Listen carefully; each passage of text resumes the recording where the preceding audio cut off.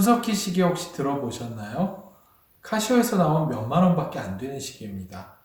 보통 성공한 남자들 하면 수천만 원에서 수억 원까지 하는 시계들을 가져야 된다라고들 하는데 가장 성공한 언론인인 손석희 씨가 불과 몇만 원짜리 시계를 차고 다닌다는 게 정말 사람들에게 큰 충격을 주었었죠. 신약에서는 후광 효과라는 것이 있습니다. 그 사람의 본질을 우리가 다 알지는 못하지만 그 사람의 작은 속성 하나를 가지고 이 사람은 그런 사람인 것 같아 라는 생각을 가지게 되는 건데요.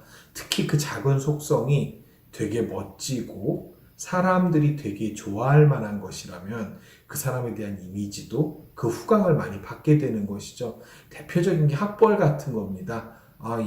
저 사람 학벌이 좋은 걸 보니까 되게 똑똑하고 막 지적이고 매너도 좋고 뭐 이런 기대들을 하게 되는데 그건 그 사람의 실제 모습하고는 크게 관련이 없는 거죠. 남자들이 명품 시계에 상당히 몰두하는 이유도 그런 부분이 있습니다. 왠지 내가 어떤 시계를 찾다는 것만으로도 뭐 롤렉스나 오메가 혹은 뭐 그보다 더 좋은 시계들도 있을 텐데요. 그런 것들을 찾다는 이유만으로 내가 사회에서 되게 성공한 사람이다라는 이미지를 남들이 갖게 될 것을 기대하는 거죠. 그 브랜드의 후광을 기대하는 건데요. 재밌는 점은 손석희 사장은 이것과 정반대되는 선택을 했다라는 거죠. 많은 사람들은 그 브랜드의 내 이미지를 어떻게든 편승하려는 노력을 했는데 손석희 사장은 그것을 선택하지 않은 겁니다.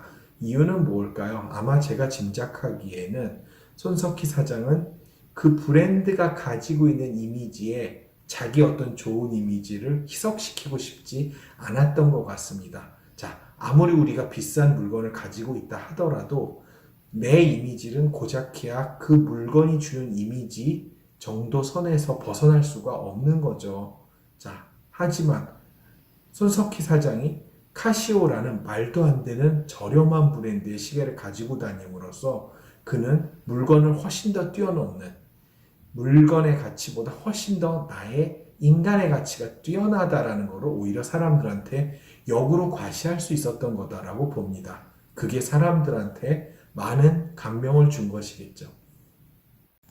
오늘 소개해드리는 시계는 티쏘의 젠틀맨입니다. 자, 이 젠틀맨에 대한 얘기를 하려다 보니까 앞에 손석희 사장 얘기도 시작을 했었던 것 같아요. 자, 과연 신사의 품격은 어디에 나오는 것일까요? 과연 명품 시계, 롤렉스, 오메가 같은 시계를 내가 찬다면 과연 나는 신사가 되는 것일까요?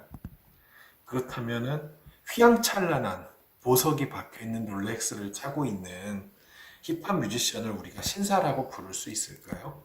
그렇지 않겠죠. 자, 신사의 품격이란 물건 자체가 아니라 그 사람 자체에서 나오는 거다라고 생각합니다. 그 사람의 매너, 학식, 그 사람의 도덕적 행위들, 이런 것들이 종합되면서 그 사람에게 어떤 신사의 품격이 드러나는 것이겠죠. 자, 그래서 저는 사회초년생에게 어떤 비싼 시계를 권하고 싶지 않습니다. 많은 분들이 네가 돈을 벌게 됐으니 적어도 한 이 정도의 시계는 사야 된다라고 얘기들을 하시는데요. 과연 내가 비싼 시계를 사봐야 내가 롤렉스 시계를 사도 결국은 나의 가치는 그 롤렉스 시계 가격을 결코 뛰어넘을 수가 없게 됩니다. 나의 품격이라는 것은 사실은 물건을 통해서 빛나는 게 아니라 나 자신을 통해 빛나는 것이죠. 오히려 물건은 그런 빛나는 나를 보여주는 조연의 도구로서 가장 적절하다고 봅니다. 티쏘 젠틀맨은 그런 면에서 가장 좋은 신사의 시계다라는 생각이 듭니다. 너무 화려하거나 너무 고급스러운 차림을 한 것도 아니고요. 하지만 어느 고급 시계에 전혀 빠지지 않을 정도의 우수한 기능성을 갖추고 있습니다.